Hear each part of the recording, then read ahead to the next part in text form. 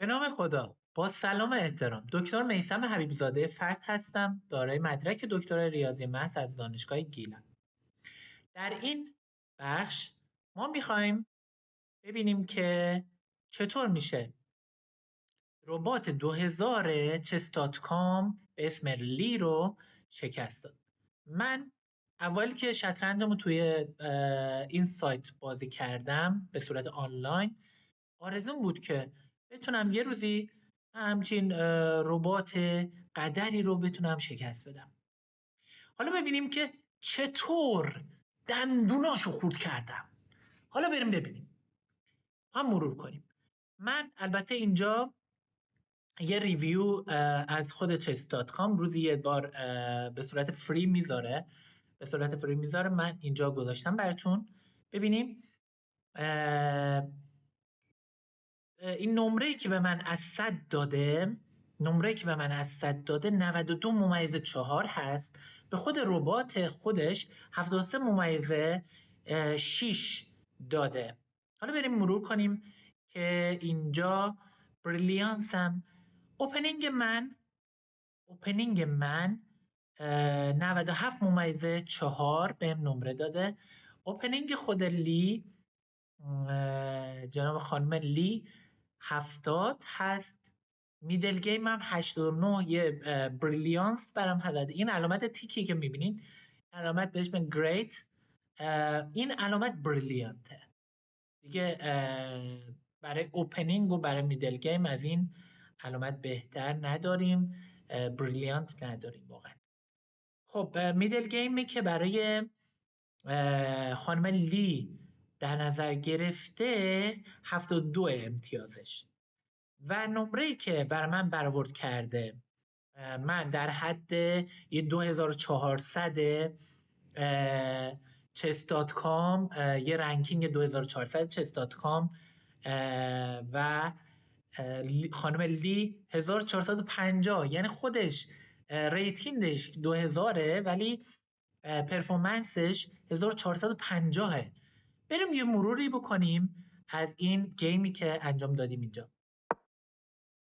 من با E4 شروع کردم، E6 اسب E3 برای من D5 من زدمش، دوباره برای من C6 رو بازی کرد، من زدم E6 رو با فیلش زد، اسبم اومدم به F3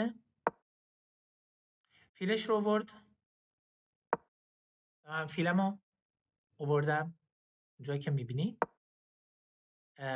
و این میخواست که فیل من رو فراری بده و من برگشتم میخونه عقب، پیش میده، اسبمو میارم جلوش و اسبشو میاره به D7 و من قلعه میرم. اینجا اشتباه کرد، میتونست باید وزیرش رو جابجا میکرد و من رخم آوردم پشت اسبم که اگه وزیرش رو جابجا هم میکرد من میتونستم بازم کیش بدم و فیلش رو بگیرم و این کار نمیکنه.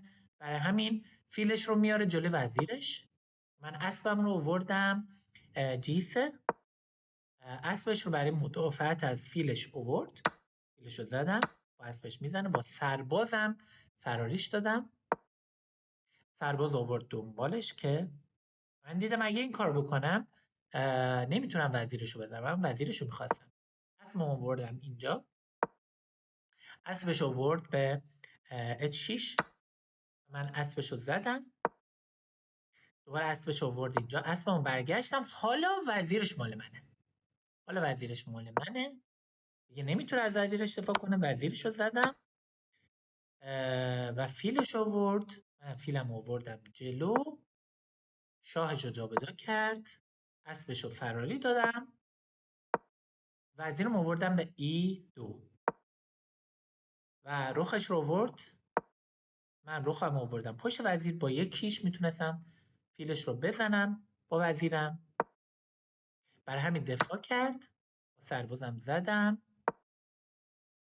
باز دید که وضعش خرابه، دوباره اومد فیلش رو پشتیبانی کنه. من باز سربازش رو زدم، دوباره سربازش رو دوتا انداخت، باز سربازش رو زدم و اینجاست که من وزیرم آوردم اینجا میتونستم راحت ماتش کنم، ولی شاهش رو فراری داد. سربازم بردم جلو و وزیرش کردم و مات یعنی اووردم